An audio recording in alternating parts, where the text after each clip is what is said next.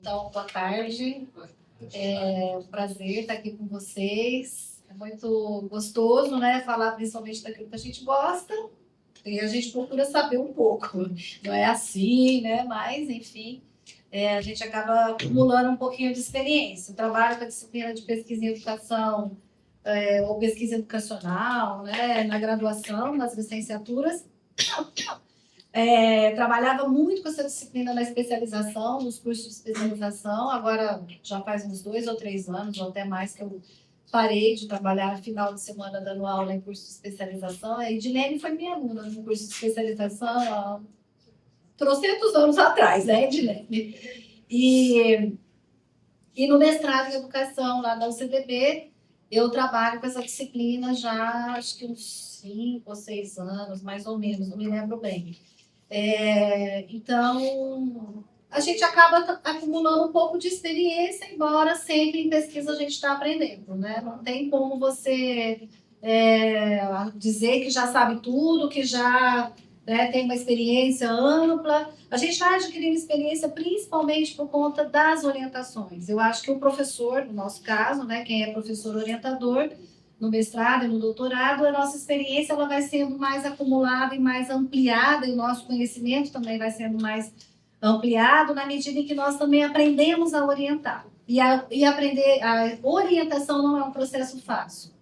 Eu digo isso porque a gente acompanha os professores recentes, né, que terminaram o doutorado, que começam a orientar. Eu fui coordenadora do nosso programa durante 6 anos, então a gente acompanha o professor que chega, que começa a orientar, e as dificuldades que todos nós passamos, né?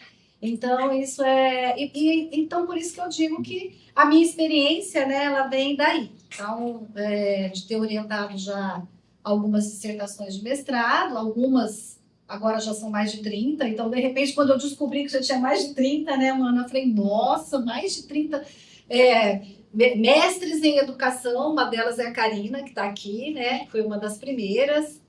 E então isso vai deixando a gente assim, você vê que de repente acumulou alguma coisa em termos de conhecimento, né, e de produção acadêmica nessa área. Bom, pessoal, eu coordeno o GEPES, né, o Grupo de Pesquisa de Políticas de Educação Superior, já faz um tempão, uns 14 anos, eu acho, desde que a gente criou.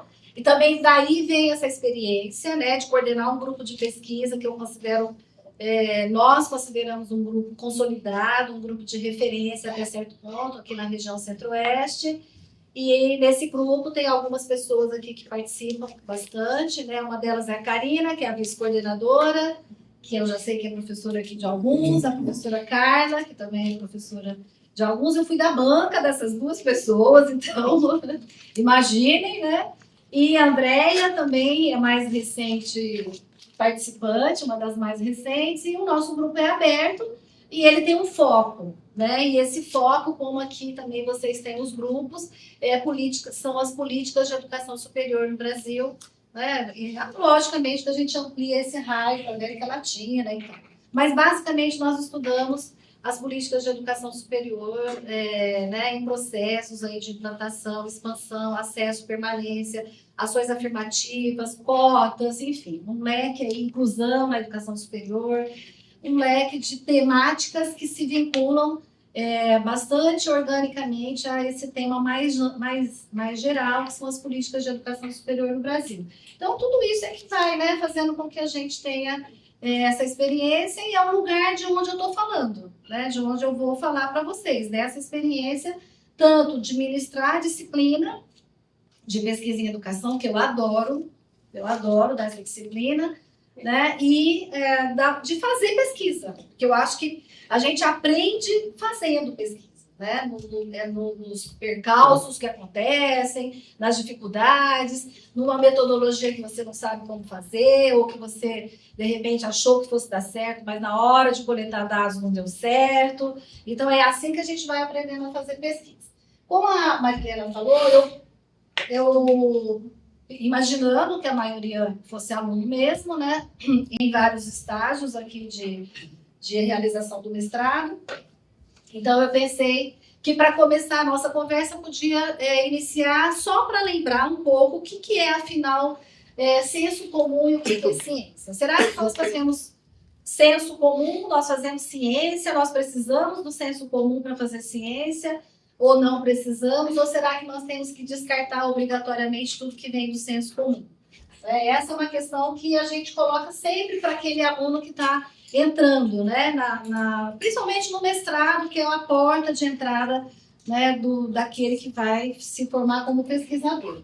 E aí a gente coloca que o senso comum ele se constitui na base mediante a qual se constrói a ciência, né, um conjunto de informações que não são sistematizadas, que aprendemos por processos formais, informais e às vezes até mesmo inconscientemente, né, porque vai passando de geração para geração, e que inclui um conjunto de valores. Então, o senso comum é esse conhecimento que nós aprendemos, às vezes sem nem nos darmos conta que estamos aprendendo. O senso comum, ele se agarra à magia, ao mito, ele acredita no que vê, né? Ele não tem uma problematização, é um tipo de conhecimento que identifica de forma limitada a causa simples e imediata dos fenômenos. Então, o senso comum não tem a preocupação de ir às causas, né? É um conhecimento que, de certo modo, se limita, né, à causa imediata do fenômeno. Não possui sofisticação, não distingue aparência e essência, é a dose do conhecimento, né, a parte de conhecimento da qual dispomos para nossas necessidades rotineiras. Então, sem nós percebermos, nós temos o nosso senso comum de que todo dia nós utilizamos esse conhecimento e às vezes nem nos damos conta. Não é falta de conhecimento, mas uma forma própria de conhecimento, né? Então, a gente sempre diz, olha, o senso comum é aquele conhecimento necessário para a nossa vivência, para a nossa sobrevivência, não é falta de conhecimento, é necessário nós valorizarmos muitas vezes o senso comum, né, para saber o que as pessoas pensam, como é que elas agem, por que elas agem dessa forma. Só que nós, pesquisadores, temos que ir além, né, do senso comum. Nós temos que ir muito além do senso comum, porque nós temos que fazer ciência, senão nós não estaríamos aqui num programa de pós-graduação, né, fazendo mestrado, depois doutorado, enfim, produzir conhecimento é produzir ciência. Então, a ciência, como todos sabem, né, o conhecimento ele é racional, ele é rigoroso, é sistemático, é exato muitas vezes, né? Objetivo, baseia-se em fatos, ela é analítica, exige investigação e a utilização do método científico, que eu vou voltar a essa questão, é verificável e é falível também, né? Nem sempre a ciência ela é infalível, ela é muitas vezes falível, né? Mas ela passa por processos de verificação. Nós sempre falamos, e até eu brinco muito com os meus alunos, né? Que às vezes eles fazem aquelas afirmações assim, meio rápidas, aí eu digo, quais são as evidências? Você está se pautando com o quê? Né? Qual é a evidência, o fato concreto que com o qual você pode afirmar isso? O Rubem Alves diz que a ciência é um refinamento do senso comum. É a sofisticação, né? A sua sofisticação. Quer dizer, nós partimos muitas vezes do senso comum, daquilo que nós já sabemos, né? Para nós construirmos a ciência. A ciência não acredita em magia, né? É a parte consciente, autêntica e desenvolvida do senso comum. A ciência é um fenômeno histórico e por isso ela é um processo, né? Então ela está sempre, né? Sempre recomeçando, sempre transformando, na medida em que a própria realidade se transforma e exige que a ciência também ela se transforme, e por isso ela é um fenômeno histórico. Ela não é, a ciência hoje não é o que era, né, sei lá, séculos atrás.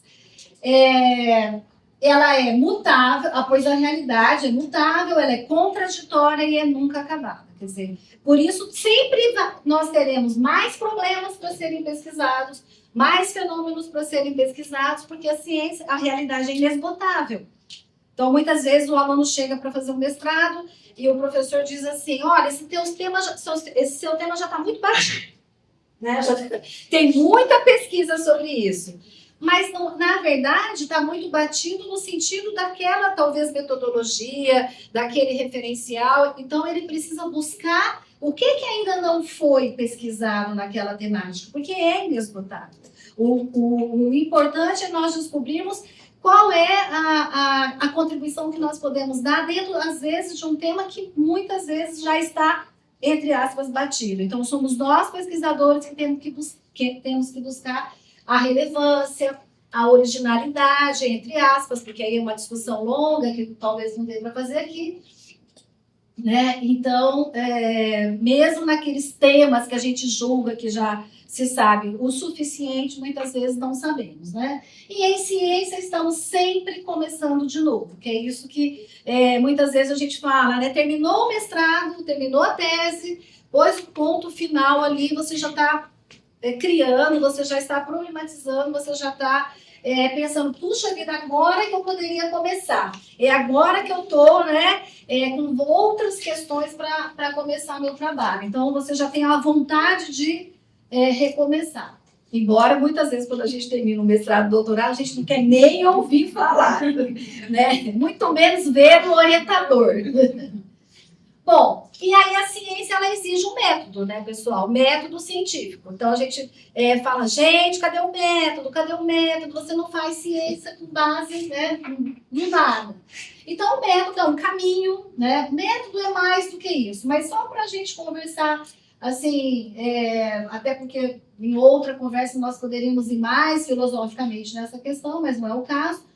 É um conjunto de procedimentos de que se vale o pesquisador para buscar a melhor resposta para o seu problema de pesquisa objeto de investigação. Essa melhor resposta também poderia ter sido colocada entre aspas, porque o objetivo nosso como pesquisadores, eu sempre falo isso também, não é exatamente buscar uma resposta para um problema, mas é compreender o fenômeno, né? É investigar o fenômeno e compreendê-lo máximo possível na sua totalidade histórica. Então, compreender o fenômeno, lógico, muitas vezes eu posso, dependendo da problemática que eu pesquiso, do objeto de pesquisa, eu posso chegar a alguns resultados que não serão imediatamente aplicados, porque muitas vezes nós temos uma angústia de saber, principalmente, né, quem trabalha talvez não sei, eu acho que as pesquisas que vocês fazem têm um pouco esse caráter da educação matemática, né? De resolução de problemas, né? Mas a gente tem também uma angústia a gente percebe isso muito lá nos nossos alunos, né? De resolver, de ajudar a melhorar a escola, de ajudar a melhorar a educação, né? Que bom que a gente pensa assim, mas nem sempre as nossas pesquisas vão conseguir fazer isso. Elas vão contribuir para entender e para compreender melhor um determinado fenômeno educacional e que pode contribuir futuramente, né, para melhorar a educação. E ela busca sempre uma verdade. Que verdade é essa, né? A questão da verdade é uma questão epistemológica, porque tem a ver com o sujeito, tem a ver com o objeto. O que é verdade? Será que existe uma verdade? Qual é a verdade que eu estou procurando, né? O que eu estou buscando com a minha pesquisa? Então, a verdade é a própria questão do conhecimento. As filosofias clássicas concebem a verdade como a concordância da coisa consigo mesma. Eu penso isso, eu acho que 2 mais 2 são 4, essa é a minha verdade. Está ali, concretamente, né? 2 mais 2 são 4. Mas, aí para essa corrente, né? Que a verdade é a concordância da coisa consigo mesma, a coisa sendo o que ela é, eis a sua verdade. A verdade, portanto, ela não está no homem, mas está na realidade exterior à consciência, fora da consciência do homem, para essa corrente. A verdade é exterior e anterior ao homem. Não houvesse homem, mesmo assim haveria a verdade das coisas. Portanto, conhecer, segundo essa concepção, é adequar-se à essência da coisa, é revelar, é descobrir o que já está aí. Então, ela é exterior a nós. Eu nem precisaria pesquisar, basicamente, porque eu já parto de uma verdade. Alguns de vocês já devem, às vezes os professores falam, mas você já está partindo de uma verdade prévia, então você vai pesquisar o quê? Você já está partindo de uma afirmação prévia. Você já parece que sabe tudo o que você vai pesquisar, então não tem necessidade.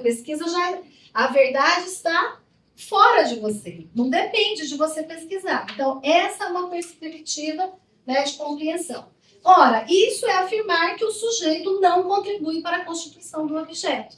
Dizer que a verdade está fora do sujeito, está fora do homem. Então, quer dizer que o homem, o sujeito, não constitui, não faz parte do objeto? que nós estamos investigando? A filosofia moderna, diferentemente dessa perspectiva mais positivista que eu estava falando, entende que a verdade do objeto depende e muito do sujeito, do que o sujeito leva para o objeto, né? Quer dizer, do que nós, sujeitos, pesquisadores, levamos para um objeto de pesquisa. Esse objeto aí sempre entendido meio com aspas, porque na verdade eu vou dizer daqui a pouco, né? Que a minha fala vai focar muito nisso, que para nós, nas ciências humanas e sociais, o objeto é, na verdade, o sujeito também.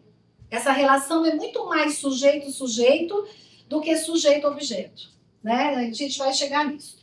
Ou seja, a verdade depende da relação que o sujeito, nós pesquisadores, estabelecemos com o objeto, mediada por uma concepção teórica e epistemológica do mundo. Aqui é importantíssimo a gente entender isso. Quer dizer, essa verdade que eu estou buscando e que eu estou construindo, ela depende muito daquilo que eu, como sujeito, levo. Portanto, aquela ideia da ciência neutra, da ciência, né? Ela não existe, do pesquisador neutro, asséptico, incolor, inodoro, não cheira, nada, isso aí não existe, né? Nós também levamos todo o nosso conjunto de valores, né? E de epistemologia e de teoria para analisar o objeto, para analisar o fenômeno educacional. No nosso caso, a gente pesquisa o fenômeno educacional, né?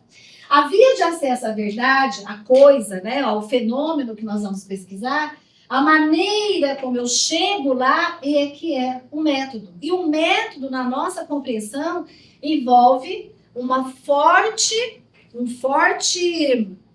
vínculo, uma base muito forte, muito bem fundamentada na teoria. Nas ciências humanas e sociais, nós não partimos primeiro da experiência para chegar à teoria. Nós partimos primeiro da teoria para chegar à experiência, à observação. Então, quando os alunos chegam assim e falam, não, professora, eu já sei o que eu quero fazer. Eu quero fazer entrevista, depois eu vou fazer análise de documentos, depois eu isso, depois aquilo, vou observar a escola, vou observar a sala de aula. Mas isso você está colocando a metodologia, né, a técnica na frente da teoria. E nós partimos primeiro da teoria. O que é que nós já sabemos, teoricamente, desse objeto de pesquisa, do fenômeno que nós vamos estudar? Né? Para nós é diferente das ciências positivistas que eu vou mostrar daqui a pouco. Então, a filosofia moderna descobriu o sujeito, né? E isso marca o nascimento da epistemologia, da preocupação acerca de como o sujeito chega ao conhecimento. Como nós chegamos ao conhecimento? Que é a questão do método. Sem método, nós não fazemos nada. Pode ser tudo, menos ciência. Pode ser tudo, menos pesquisa. Né? Método científico, rigor metodológico é fundamental, são fundamentais para que nós, sujeitos, conheçamos, né, o objeto, o fenômeno e possamos construir conhecimento. O conhecimento é a relação que se estabelece entre sujeito e objeto, né, que sempre entenderam o objeto naquela perspectiva. Portanto, o objeto ele não é algo dado. Isso é muito importante. Ele não é algo dado. Ele é construído no ato do conhecimento. É dado a mim no processo. Então, quando a gente diz assim, defina melhor o seu objeto, delimite o seu objeto de pesquisa. Aí os alunos, eu já tive aluno que falou, sabe, professora, fala para mim, a senhora mesmo já me dá logo ele, o que eu vou fazer? Já me dá a formulação que eu vou pesquisar, né? Seria muito fácil.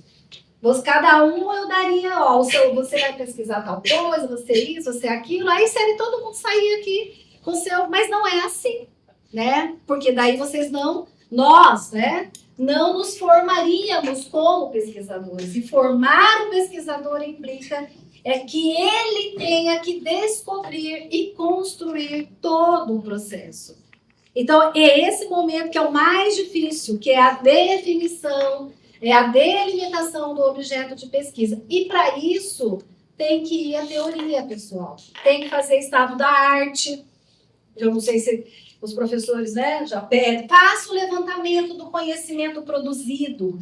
O Gaudêncio Frigoto, a gente estava lendo o texto dele anteontem, é muito bom em que ele fala, gente, não parte do zero.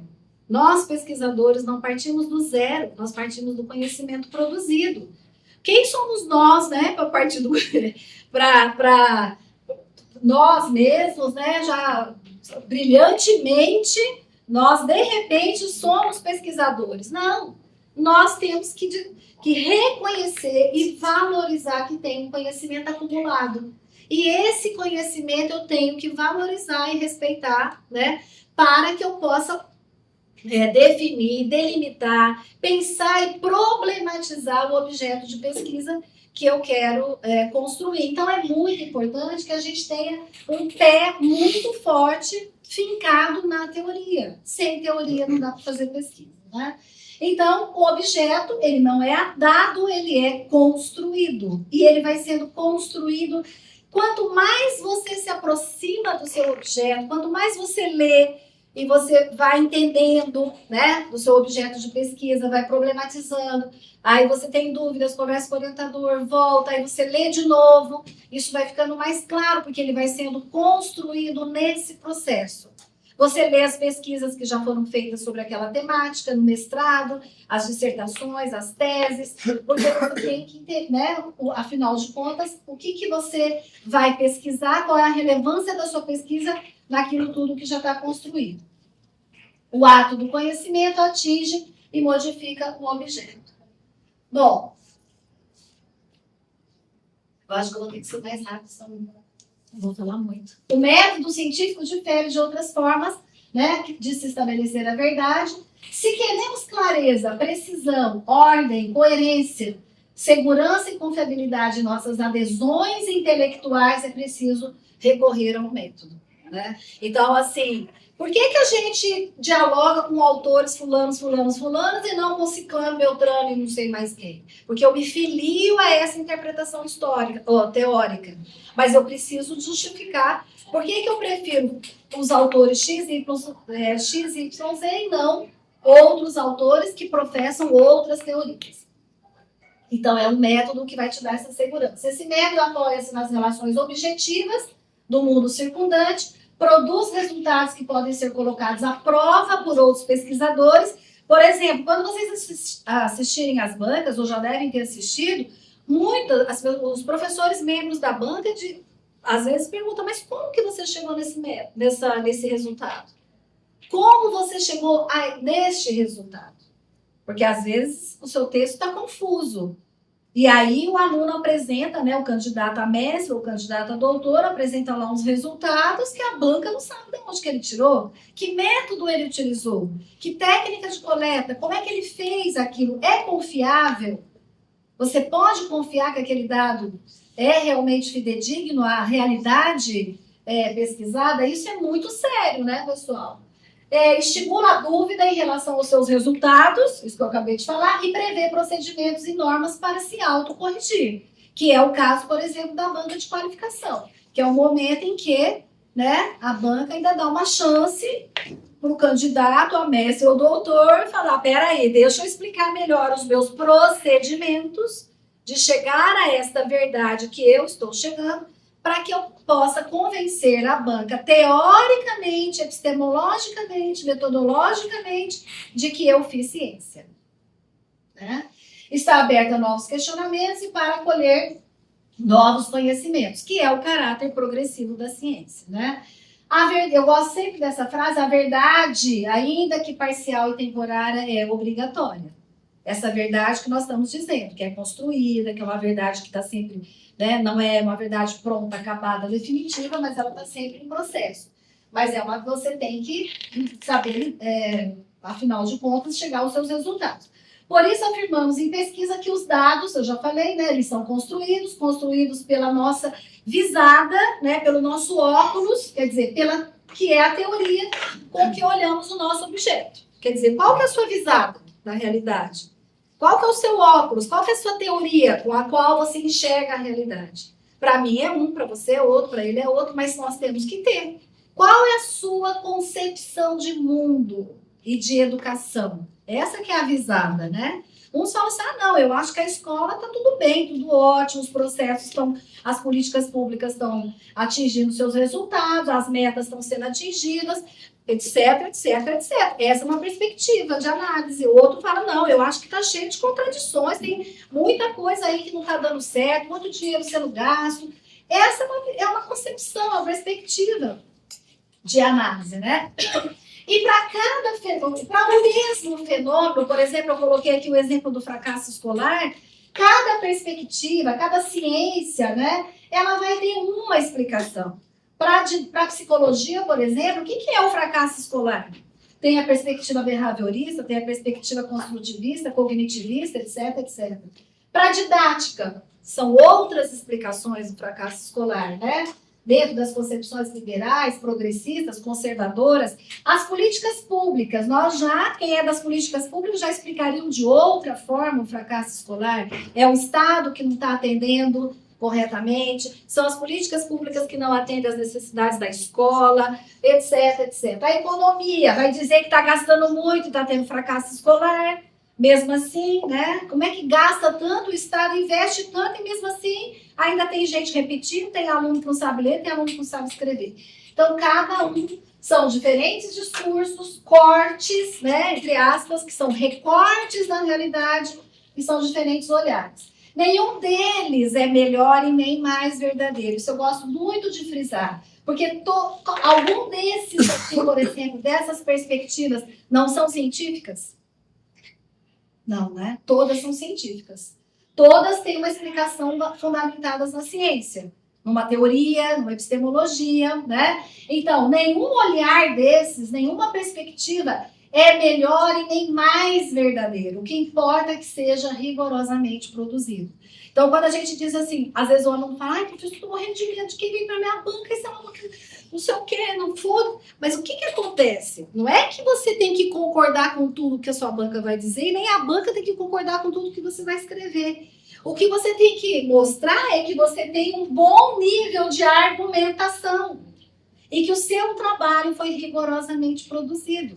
Eu posso ser positivista ao extremo e você pode ser fenomenológico ao extremo, né? Mas eu leio o teu trabalho e falo, puxa vida, isso é um trabalho científico que dá gosto de ler. Mesmo eu não concordando com a sua perspectiva teórica, epistemológica e ideológica também, né? Então, são diferentes formas de se aproximar e de se relacionar com o objeto de estudo. Agora, você tem que fincar o pé no seu argumento teórico, né, gente? E aí não tem jeito, não tem regrinha, só tem que estudar. Não tem jeito, né? Não tem assim um passo de mágica que a gente fala, olha, eu dormi sem ser, agora eu acordei, já não tem. Essa regra não tem jeito, tem que estudar.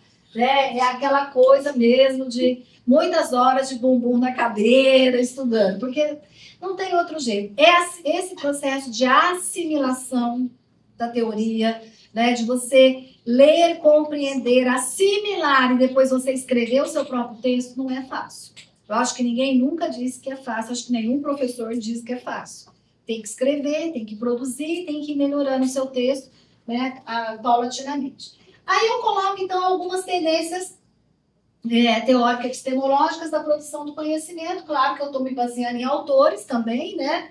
Tem um texto do Gamboa que eu gosto e que dá para a gente entender um pouco as perspectivas que fundamentam as pesquisas em educação, mais ou menos assim, aquelas mais que a gente diz assim, são pelo menos essas três grandes contribuições teórico-filosóficas que orientam, que subsidiam as pesquisas em educação. As empírico-analíticas, as fenomenológicas hermenêuticas e as histórico-dialéticas.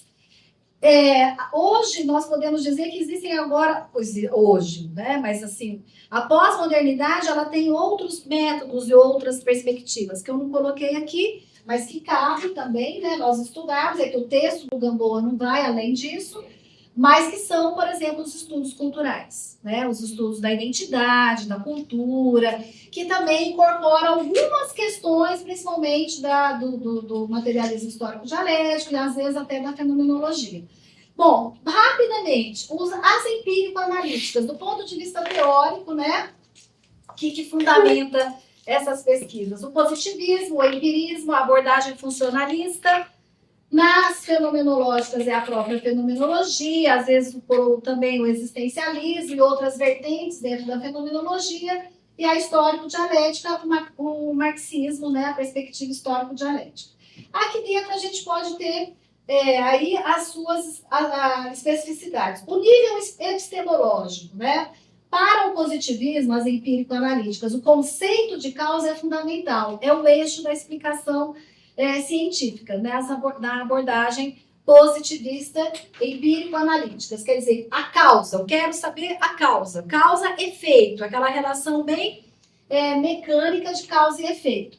Para a fenomenologia, é o processo lógico da interpretação e na capacidade de reflexão do pesquisador sobre o fenômeno objeto de estudo. Então, muda completamente a ideia. Em vez de ser a causa, para a fenomenologia, é o processo lógico de interpretação do fenômeno, né? E para o materialismo, é a lógica interna do processo e as contradições do fenômeno, as contradições internas do fenômeno, né? Para essa perspectiva histórico-dialética, a gente parte do pressuposto que todo fenômeno está eivado de contradições. Portanto, eu tenho que descobrir quais são essas contradições, né? Então, aqui é muito importante as categorias da contradição, da transformação e da totalidade. Na perspectiva da concepção de ciência, as empírico-analíticas, gente, isso aqui tudo é do professor Gamboa, tá? Eu tirei do texto dele. E porque eu concordo com essas caracterizações, lógico. O uso obrigatório de hipótese, então, para o positivismo, se você pegar uma tese, um trabalho de pesquisa fundamentada no positivismo, você vai ver lá a hipótese e tal. Mas a hipótese, não que nós não trabalhemos na fenomenologia e na perspectiva histórico-dialética. A gente trabalha também com a hipótese, mas na perspectiva de um pressuposto de pesquisa e não na perspectiva de uma hipótese fechada que vai ter o único objetivo de ser testada e verificada, né? Então, é o uso obrigatório de hipóteses, de processo lógico dedutivo para a verificação ou refutação.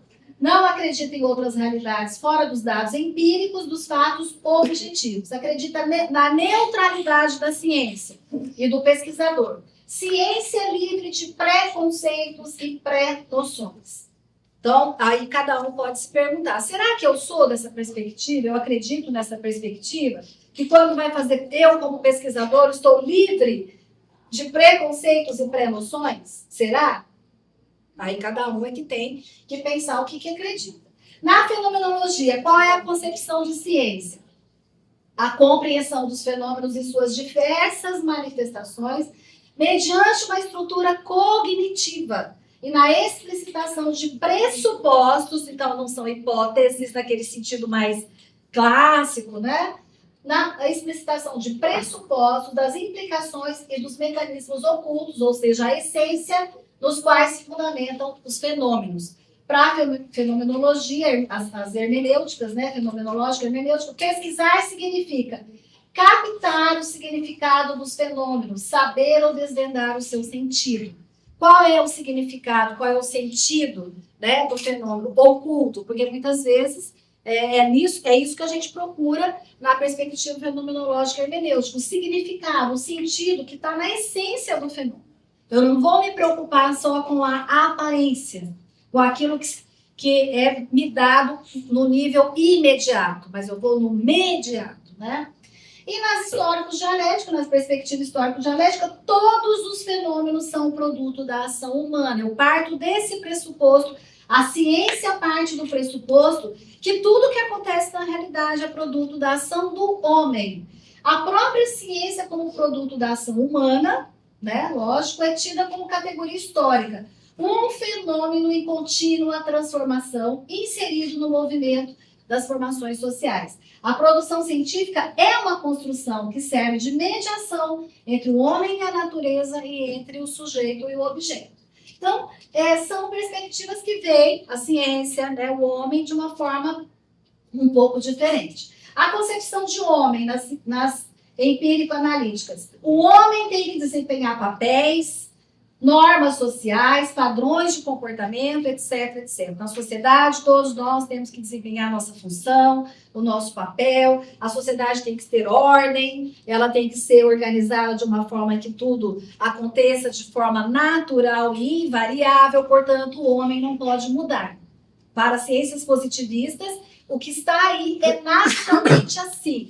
Então, se a escola funciona assim, tem um diretor autoritário, uma direção autoritária, mas tudo funciona perfeitamente, excelente. Não deve ter contradição nenhuma nessa escola. Aparentemente, as outras perspectivas diriam, né? Na fenomenologia, é o ser de relações com o mundo e com os outros. O homem é um projeto, é um ser inacabado, né? Então, ele está constantemente sendo construído.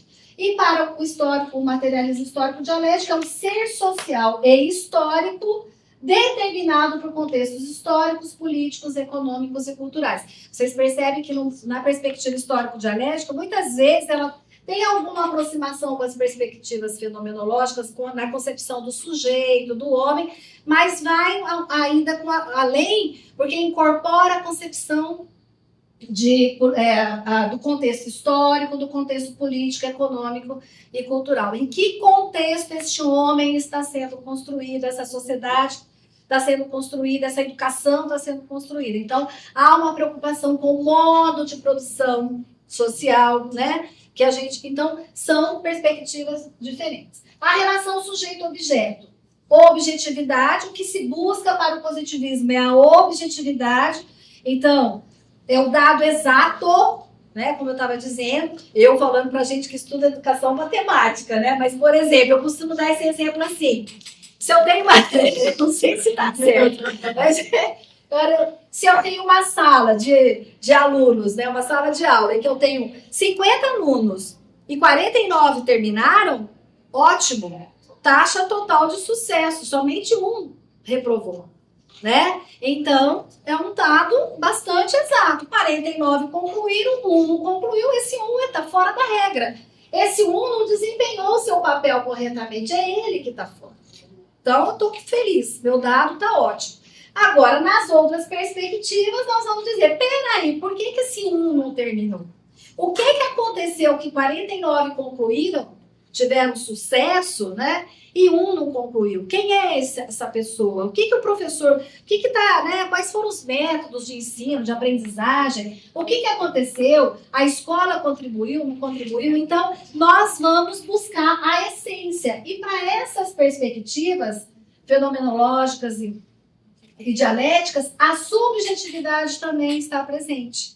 Né? Principalmente na fenomenologia, que trabalha muito com a questão da subjetividade, da objetividade, quer dizer, todos nós temos a nossa subjetividade implícita. Quando a gente vai fazer pesquisa, a gente não deixa ela em casa e vai para fazer a pesquisa.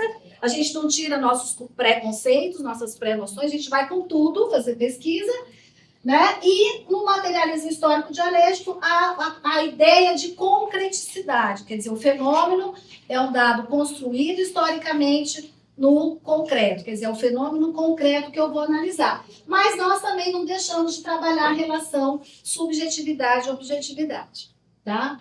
E técnicas de pesquisa. Nessa perspectiva, como já sabemos, é muito mais, basicamente, as técnicas quantitativas com o uso das medidas estatísticas, né? Que são científicas, são. Isso que eu estava dizendo. Não são menos verdadeiras, não são menos científicas, mas nós das ciências humanas e sociais, nós da educação, não nos contentamos apenas com esse dado. Não é que ele não seja importante, as estatísticas são muito importantes para nós. Aliás, nós estudamos muito com estatísticas, com quadros, com tabelas, a gente vive indo no censo da educação superior do INEP, a gente constrói tabelas, mas não é o nosso objetivo maior entender o dado pelo dado, o dado numérico, né? Então, na perspectiva fenomenológica hermenêutica, são as técnicas não quantitativas. Então, a gente trabalha com as entrevistas, com depoimentos, com vivências, com histórias de vida, com pesquisas autobiográficas, com narrativas, etc, etc. E tem muita gente aqui que deve estar fazendo pesquisa nesse sentido. E aí também aqui com as não quantitativas, né? E os dados servem, contribuem para auxiliar a análise qualitativa. Então, a abordagem, né, a compreensão que nós fazemos dos fenômenos nessas duas perspectivas é uma abordagem de compreensão qualitativa fundamentada nos métodos, mas que não prescinde, muitas vezes, do dado quantitativo. Ele é importante para eu entender se a educação está atingindo suas metas, se não está, se o Brasil está aplicando corretamente os recursos, né? Até para eu ter medidas de aprendizagem, para eu saber o que precisa melhorar. Eu preciso ter dados, porque não se formula e nem se elabora políticas públicas sem dados estatísticos, né? Sem levantamento, sem diagnósticos. Os diagnósticos envolvem essas fontes de dados também. Mas nós nos preocupamos, além disso, com a perspectiva do sujeito que está envolvido nesse dado. Entendeu? O aluno, o professor, o contexto da escola. Então, a gente quer saber compreender a totalidade e não apenas, né, o dado estatístico por ele mesmo e me contentar com o que aquilo está me dizendo, né, de uma forma mais imediata. As pesquisas empírico-analíticas dão prioridade às técnicas quantitativas de tal forma que os critérios de cientificidade e os pressupostos epistemológicos se relacionam com a exatidão matemática, tanto na coleta como na análise estatística dos dados. Então, esse aqui é o Gamboa que está falando, hein, gente? Então, mas é isso, quer dizer, são as pesquisas positivistas, elas se dão por satisfeitas com os dados, né, numericamente comprovados. Já na pesquisa fenomenológica hermenêutica, critica o reducionismo das técnicas quantitativas, quer dizer, aqui há um aspecto da redução, do reducionismo ao método, à estatística, ao quantitativismo, né? E nas outras duas, há uma crítica a esse reducionismo da técnica quantitativa. Por isso que a gente faz entrevista, por isso que a gente quer ouvir o professor, a gente quer ouvir o aluno. Vocês não fazem pesquisa assim? Né? A gente quer saber o dado quantitativo, mas nós queremos ouvir o aluno, queremos ouvir o professor. E tem gente que das ciências duras acha que fazer isso é muito fácil. Mas eu vou dizer para vocês, é muito mais difícil. Tá? Ouvir o professor, ouvir o aluno, elaborar um bom instrumento de coleta de dados, um bom roteiro de entrevista, para você captar a percepção do sujeito, é muito difícil. E nós temos que ter muito cuidado com tudo aquilo que é pesquisa qualitativa. Por quê? Porque em nome da pesquisa qualitativa, vou dizer que nós estamos entre quatro paredes, não vai sair daqui, muita coisa ruim foi produzida no Brasil na educação. Muita coisa ruim. Entendeu? Por quê? A minha pesquisa é qualitativa, professora. Eu não preciso provar nada, eu não preciso ter objetividade na minha pesquisa.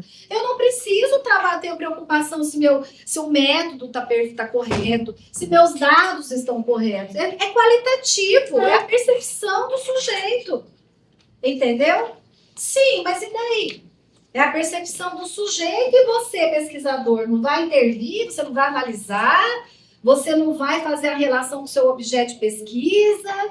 O que é isso? Eu estou dizendo que eu já participei, né, como eu disse para vocês, além das bancas que a gente orienta, de bancas que nós somos convidados também. Então, você vai vendo que também a crítica que as ciências duras fazem a nós, das ciências humanas e da educação, tem procedência, muitas vezes, porque nós não cuidamos adequadamente do rigor metodológico.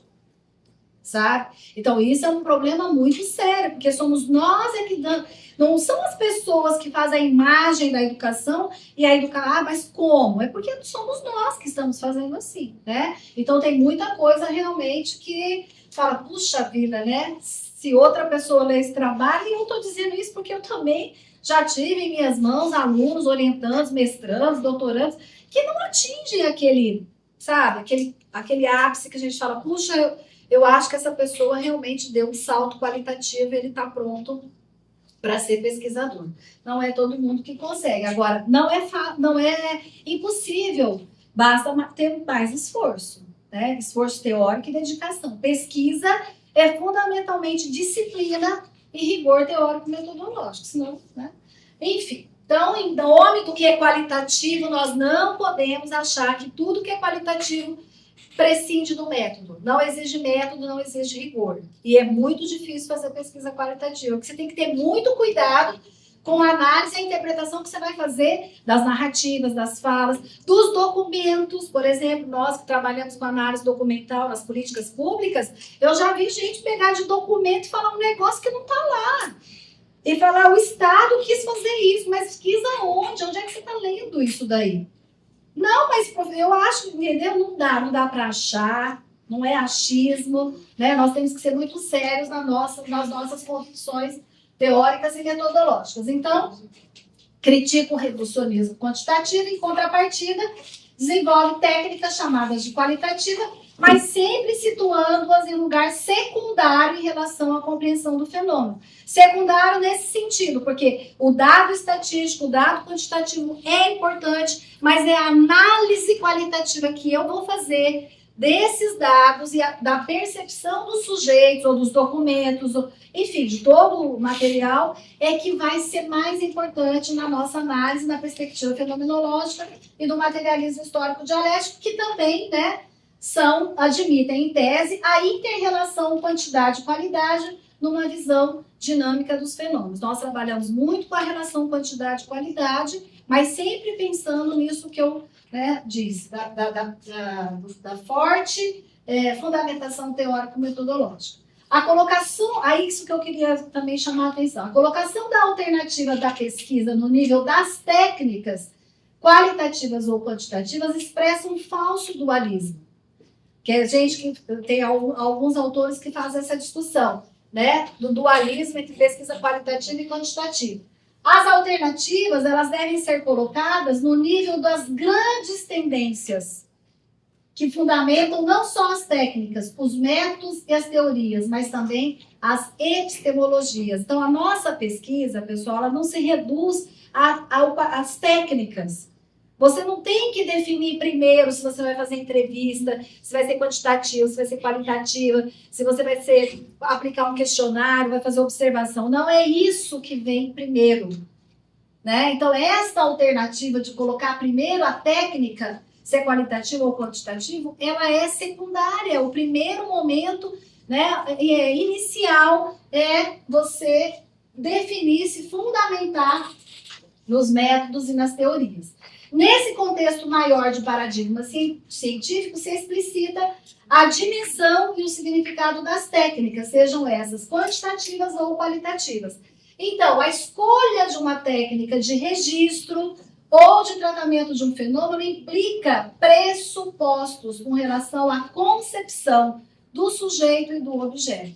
Eu primeiro preciso saber qual é a minha concepção de escola, minha concepção de educação, minha concepção de ensino, né? Para depois eu definir as técnicas de pesquisa e de coleta de dados. A sua interação no processo cognitivo e ao interesse que comanda o processo. Dentre as ideias que o homem produz, parte delas constitui o conhecimento referente ao mundo. Isso aqui é um texto da Andere e outras autoras. O conhecimento humano, em suas diferentes formas, senso comum, científico, teológico, filosófico, estético, etc., exprime condições materiais de um dado momento histórico. Então, isso é importante a gente ter presente, porque a nossa pesquisa ela é determinada historicamente.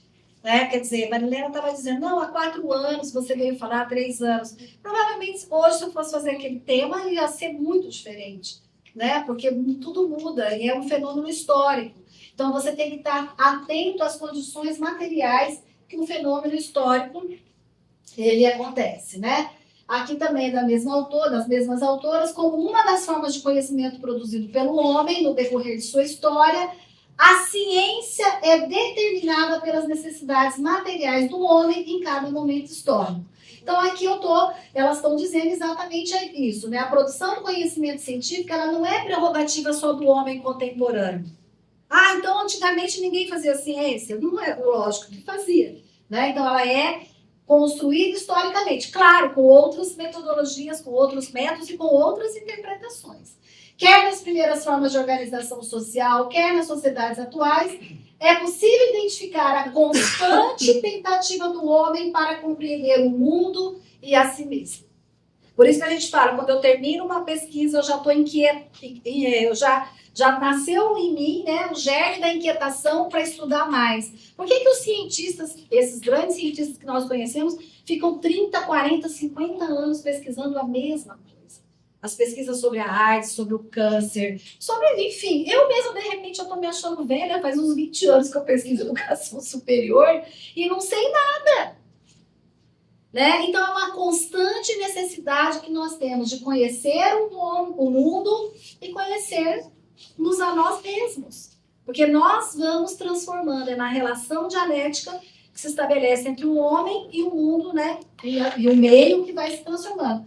É possível identificar também como marca comum aos diferentes momentos históricos, né, do processo de construção do científico, a inter-relação entre as necessidades humanas e o conhecimento produzido. Nós vamos criando novas necessidades e a ciência, entendeu? É um processo contínuo. O homem cria novas necessidades e, portanto, a ciência é obrigada a pesquisar essas novas necessidades, essas novas problemáticas que vão surgindo. Nós criamos e a ciência, que não dá para nem você saber o que vem primeiro e o que vem depois. É um processo dinâmico e contínuo, né? Ao mesmo tempo que atua como geradoras de ideias e explicações, as necessidades humanas também vão se transformando a partir, né, entre outros, do conhecimento produzido. Aquilo que eu falei no começo, né? Aí a Minayo fala uma coisa que eu tirei da Minayo, acho que vocês conhecem, no livro dela de 92 e 94, mas que está super atual ainda. Como nós vamos tratar de uma realidade da qual nós próprios, como seres humanos, fazemos parte? O que significa isso? Eu sou também professora, se eu for analisar a escola. Eu sou também aluna. Eu sou também diretora. Eu sou também gestor. Então, é uma realidade que eu também faço parte, né? Nas perspectivas fenomenológicas, hermenêuticas e dialéticas. Então, nós, como seres humanos, fazemos parte da realidade que nós vamos pesquisar. Então, tem uma concepção de sujeito, de homem, de mundo e de escola presente. Como vamos buscar a objetivação sem descaracterizar a subjetividade própria dos fenômenos sociais que nós estamos pesquisando? É possível fazer isso, a pura objetividade, ou a subjetividade, ela coloca isso, né? Também está presente. Que método poderíamos propor para analisar e compreender a realidade tão marcada pela especificidade e pela diferenciação? Né? Cada escola é uma escola, uma que está na periferia, a outra está no centro mais avançado, outra é de elite, a outra atende populações carentes. Enfim, a realidade é múltipla, dinâmica, contraditória. Como é que nós vamos captar esse real? Esse real da escola, esse real do aluno, né, do professor. Como captar esse real sem deturpar a realidade? Aí ela diz que o objeto das ciências humanas e sociais ele é histórico, ele possui consciência histórica, ele possui identidade entre sujeito e objeto. Eu acho que eu não vou ler tudo, porque basicamente eu já fui falando. Eu não sei há quanto tempo eu já falei. Então, vamos dar uma corridinha, né? Ele é também... ele é essencialmente ideológico, tá? Ele é essencialmente ideológico. Nós não nos despojamos das nossas ideologias para fazer pesquisa. Não nos despojamos. E falar que nós não temos ideologia é pura falácia, não existe isso, nós temos, né? Então, ela diz, e é essencialmente qualitativo. São essas 5 características que a Minayo trabalha nesses livros, que eu gosto bastante até de indicar para os alunos.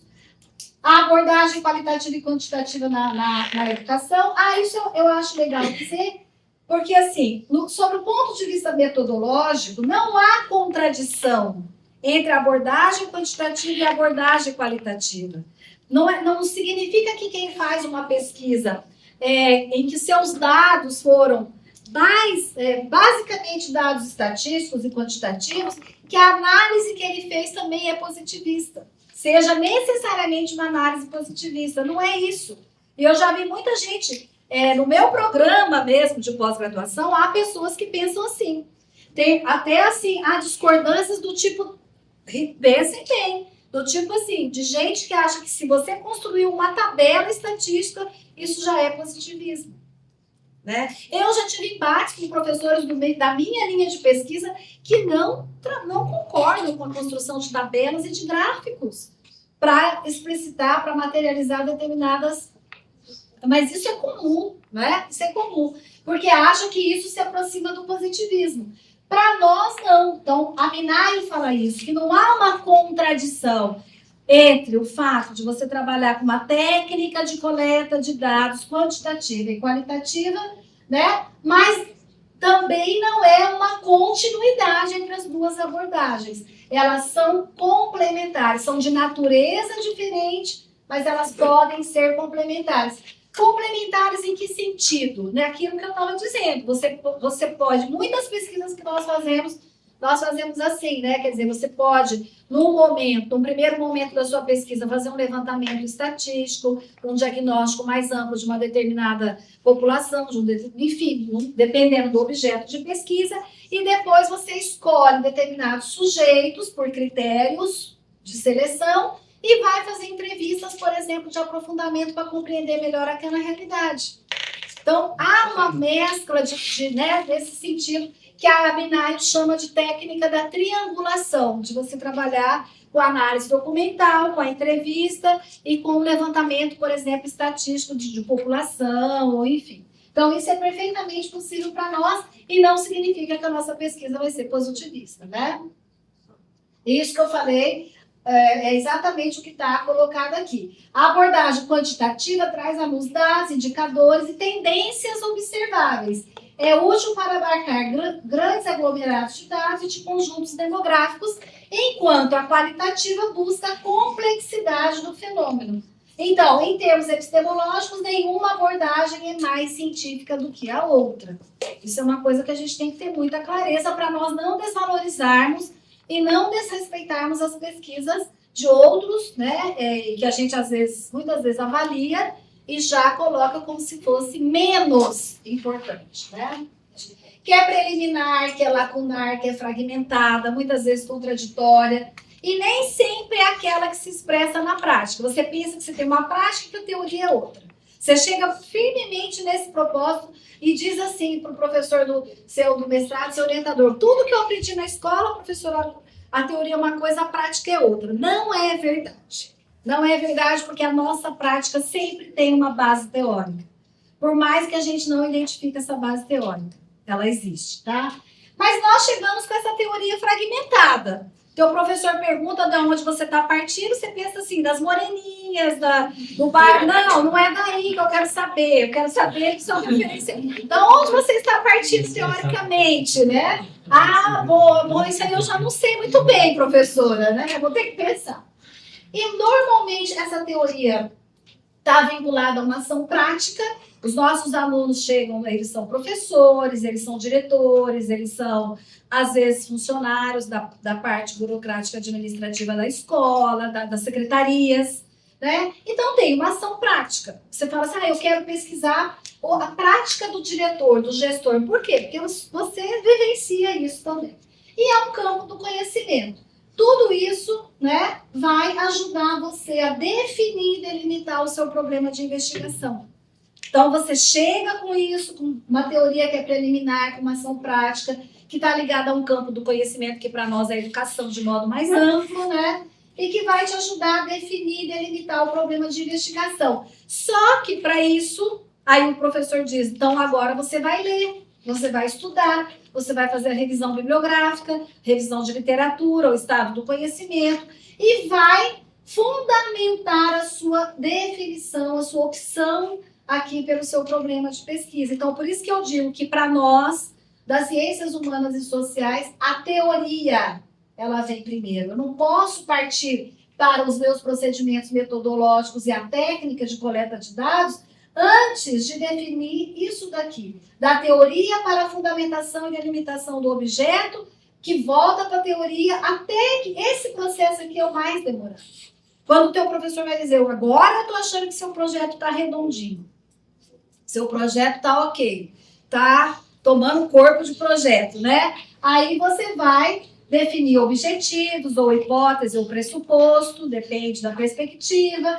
Você vai definir os procedimentos, aí que vai definir técnica de coleta de dados, aí você vai para o trabalho de campo, que é o empírico propriamente dito, você vai classificar, organizar esses dados, você vai fazer a análise e a discussão dos resultados. Aqui você já está fazendo, você já tem o seu sumário, seu boneco, né, para uns bonecos lá da dissertação, os capítulos, você já está organizando e já vai dizendo, na medida que você vai trabalhando os dados, você já vai, bom, isso vai para o primeiro, isso vai para o segundo, isso vai para o terceiro capítulo, isso eu tenho que fazer um gancho com isso, com aquilo, aqui é o fundamento assim, mas você já tem que ter essa base teórica aqui, ó. Porque vejam bem que a setinha aqui ainda volta, ó, do seu objetivo ainda pode voltar, mas daqui, depois que você definiu objetivos e vai para o campo, não volta mais para lá, não dá mais tempo, pessoal. Você já está fazendo coleta de dados, você já tem que estar com o seu referencial teórico, ó.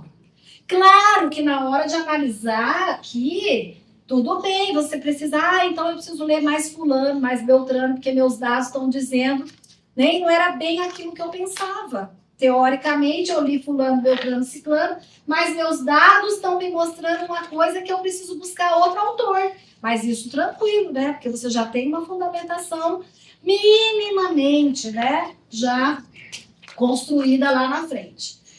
Depois, as conclusões, que geram novos temas para investigação. Aí sim, esses novos temas, começa todo o processo, uma fundamentação, definição de novos problemas. E quando você chega aqui nessa conclusão, que é a síntese, né, dialética, a superação, ela se torna novamente o começo de tudo. Então, isso daqui é uma coisa assim meio... Mas para você entender em que momento você está do processo de produção do conhecimento. Eu estou fazendo um projeto, eu estou fundamentação teórica, onde que eu estou? Né? Em que momento eu estou do meu processo de produção do conhecimento? Isso é muito importante, porque isso daqui ajuda a gente precisa se planejar. Em pesquisa não dá para fazer nada de forma anárquica, entendeu? Anarquismo é para outra coisa, né? Se bem que tem muita gente que faz. Eu já vi, né? Gente que liga a televisão, o som, o computador, e eu não consigo, mas eu preciso de ter, né? Enfim, cada um vai ter seu jeito. Aí é uma coisa muito de cada um. O nosso interesse de pesquisa, nossos temas, os nossos objetos de investigação pertencem ao campo das ciências humanas. Então, o homem está presente, é o sujeito histórico, né? Mesmo os pesquisadores provenientes das ciências exatas e biológicas estão interessados quando vem para os nossos programas, né, em investigar fenômenos que dizem respeito não a essas ciências, mas ao ensino dessas ciências. Portanto, vamos investir para compreender e dominar os fundamentos e os procedimentos da pesquisa no campo da educação. Então, a gente recebe muitos candidatos ao mestrado, ao doutorado, que vem do direito, a gente tem lá da farmácia, da nutrição, da administração, ciências contábeis. Eu tive uma aluna que terminou recentemente, mas eles não vêm interessados em discutir as ciências deles. Eles vêm interessados em discutir a ciência da educação. Então, se vem para este programa, né, educação é a base. Que aí, por isso que a gente fala assim, mas você está estudando aqui mestrado em educação, eu não estou vendo você escrever nada de educação, nem de ensino, nem de política educacional, nem de tempo. O tema, fundamentalmente, tem que passar pela educação. E, lógico, cada programa tem suas linhas de pesquisa, tem sua área de concentração, como esse de vocês, que ele é bem focado na educação matemática, é mais ainda, né? Então, a preocupação de vocês é diferente até dos nossos programas, que são educação. E aí, dentro do programa nosso, por exemplo, tem a linha de políticas públicas educacionais, tem a linha de formação e práticas pedagógicas, tem a linha de diversidade cultural, que trabalha na perspectiva dos estudos culturais. Mas o problema, pessoal, e aí fazendo um link com a minha fala de 3 ou 4 anos atrás, é que tudo tem que estar articulado. A sua produção não pode estar desarticulada da produção do professor, do projeto de pesquisa do professor, nem do projeto coletivo do grupo de pesquisa. Então, tudo isso tem que ter muita articulação, né? Então, eu acho que isso é isso. Acabei. Bom,